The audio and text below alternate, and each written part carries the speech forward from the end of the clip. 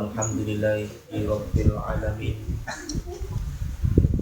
Wal aqibatu lil muttaqin wala udwana illa 'alal zalimin. Wassalatu wassalamu ala sayyidina Muhammad wa ala alihi washabbihi ajma'in. Allahumma ya qadiyal hajat, Allahumma ya ghafir liman, Allahumma ya dafi'il bariyat, Allahumma ya rafi'at darajat, Allahumma ya syafi'al amrad, Allahumma ya mujibat da'wat, Allahumma ya arhamar rahimin. Ilahi anta maqsudi rabbaka wa bi'atini mahabbataka wa peringatan 4 bulan seorang ibu hamil. Saya melihat membaca sedikit kitab Sirul Asror tentang awal penciptaan manusia. Hakikatnya semua manusia berasal dari satu cahaya, mau itu Islam, Buddha, Katolik, Majusi, kafir, kufur, semua sama, berasal dari satu cahaya. Sebelum ada kehidupan di dunia ini 20.000 tahun lamanya, cahaya Rasulullah, ruh Rasulullah itu sudah diciptakan di Lauhil Mahfuz. Sebelum ada planet, sebelum ada semuanya diciptakan itu, cahaya Rasulullah sudah ada sebelum jasad Kanjeng Nabi. Makanya ada istilah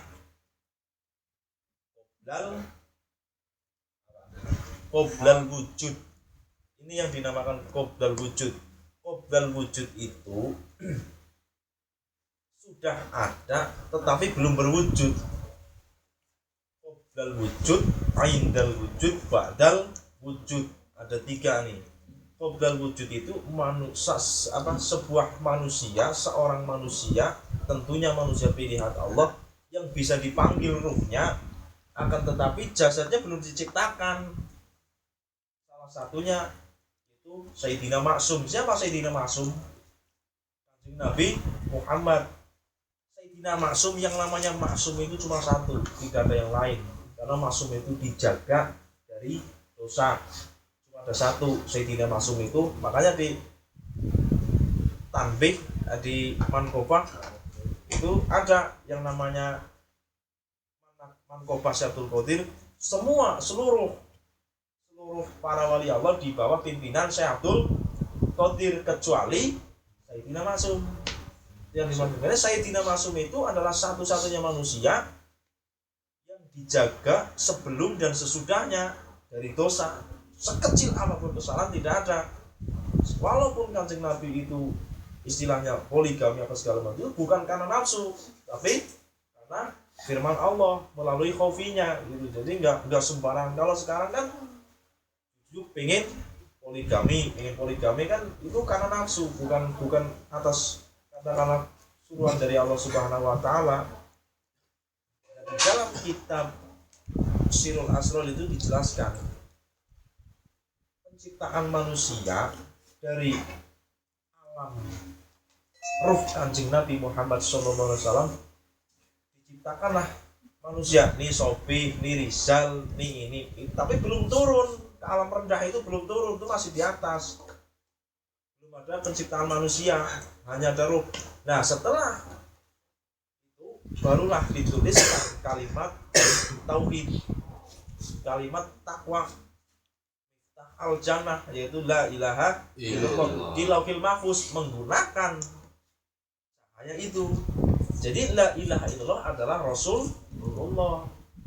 Jadi la ilaha illallah di Lauhil Mahfuz itu ditulis oleh Allah itu menggunakan cahaya Kanjeng Nabi. Jadi kita itu la ilaha illallah semua, mau Kristen mau apa, la ilaha illallah semua berasal dari satu sumber yang sama, yaitu nur Kanjeng Nabi Muhammad. Setelah masuk diturunkan ke alam rendah, alam rahim, masuklah kita nih Ari masuk ke ibu orang Muslim, si A masuk ke ibu orang Majusi, orang Katolik, orang Buddha, lahirlah. Dan itu sebelum dilahirkan ke dunia ini, ke dunia yang fana, dititipkan ruh pada umur 44 bulan. 4 bulan itu dititipkan ruh. Disitulah dijanji, nih Pak Sugi umurnya sekian, rezekinya sekian, jodohnya sama si A, Saya bertanya, berarti kalau umur rezeki semua sudah ditentukan, ya kan? Kenapa kita harus menggebu-gebu berusaha? Nah, ya kan? Kenapa kita harus bekerja keras membanting tulang sementara semua sudah ditentukan di alam rendah, yaitu alam rahim itu? Jawabannya adalah apa?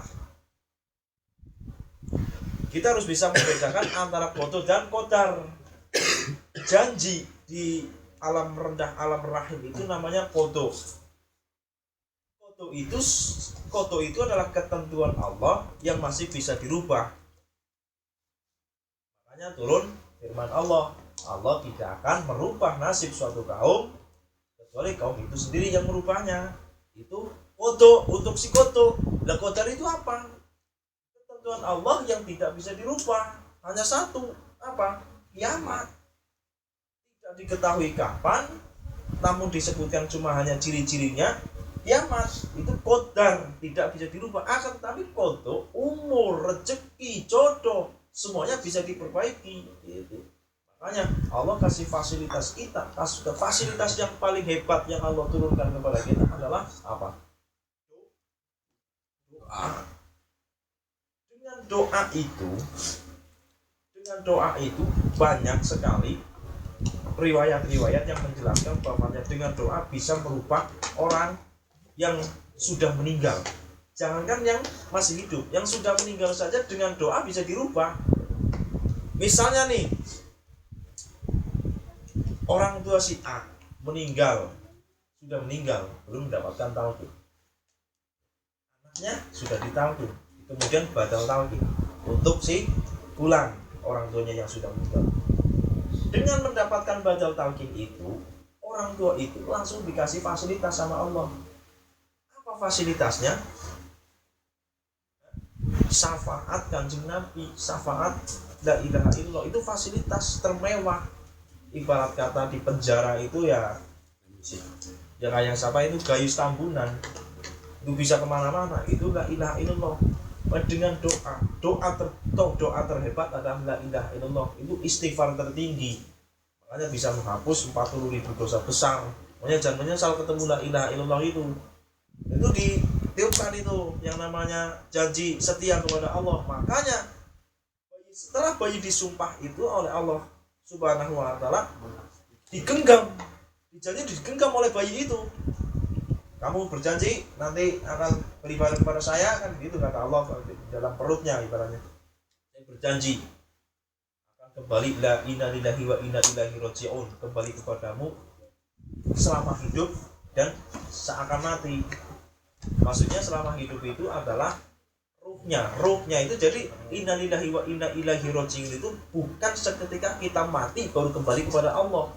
Kembali kepada Allah itu adalah selamanya. Kita lahir dari rahim seorang ibu, dari Allah kita kembali ke Allah. Artinya kita harus tetap ke Allah. Itu maksudnya ruh kita. Inna lillahi wa inna ilaihi raji'un itu sejatinya itu bukan untuk ruh kita, tetapi untuk jasad, casing. Itu yang bakal mati. Kalau ruh tidak ada kata-kata mati, tidak mati. Mau itu majusi, mau apa, Buddha, Katolik, tidak mati ruhnya. Mati karena akan mendapatkan balasan. Yang mati itu cuma casing kita masing-masing, casing mati, itu mati semua. Dan bagaimana merubah umur? Ya Allah, makanya kan ada ulama banyak kita perlu, ya Allah panjangkanlah usia dunianya. Itu doa. Makanya ada orang bilang, ya Allah sudah ditentukan, mau bilang apa, kan begitu. Itu omongan yang tidak belajar, yang kosong itu. Artinya tidak percaya dengan doa. Dengan apa lagi? Memperpanjang umur, silaturahmi. Perbanyak silaturahmi, terutama kepada para ulama, siaran kepada ulama yang masih hidup, yang sudah meninggal. Itu memperpanjang umur. Kemudian rezeki, bagaimana rezeki? Ya kerja. Karena Allah sesungguhnya menciptakan manusia semuanya itu kaya. Makanya ada haji, ada sedekah. Haji itu dimasukkan ke dalam rukun Islam ke nomor 5. Ada maksudnya apa? Karena Allah sesungguhnya menciptakan manusia lahir itu semuanya kaya. Siapa yang bikin miskin adalah manusia-manusia yang serakah. Logikanya begini. Coba Abu Rizal Bakri, orangnya taat ibadah, 2,5% dari 2,5% dari penghasilannya setiap hari. Penghasilannya bukan bulan lagi itu orang, setiap hari ditunaikan. Orang nggak ada orang miskin, Pak. Itu hanya satu Abu Rizal Bakri. Nah kalau seluruh dunia taat agama Islam, 2,5% dan pajaknya semuanya ditunaikan, tidak ada orang miskin. Jadi orang serakah lah yang membuat kita miskin. Bukan kesalahan Allah tidak adil, yang tidak adil manusianya. Makanya suka ada pengamen ke kita, itu mengingatkan kita kalau ada hartanya dia di diri kita. Nah, masih muda ya, ngamen kan kita gerutu begitu. Ngasih 2.000 aja kita masih gerutu. Padahal itu dia utusan Allah. Ambil duitnya di Septian, kamu ada 5.000 kan gitu. Kodo, jadi kodo itu masih bisa dirubah. Makanya ada mu'alaf, ya kan Pak Sugi, itu kodo itu dijanji di dalam perut. Yang salah siapa?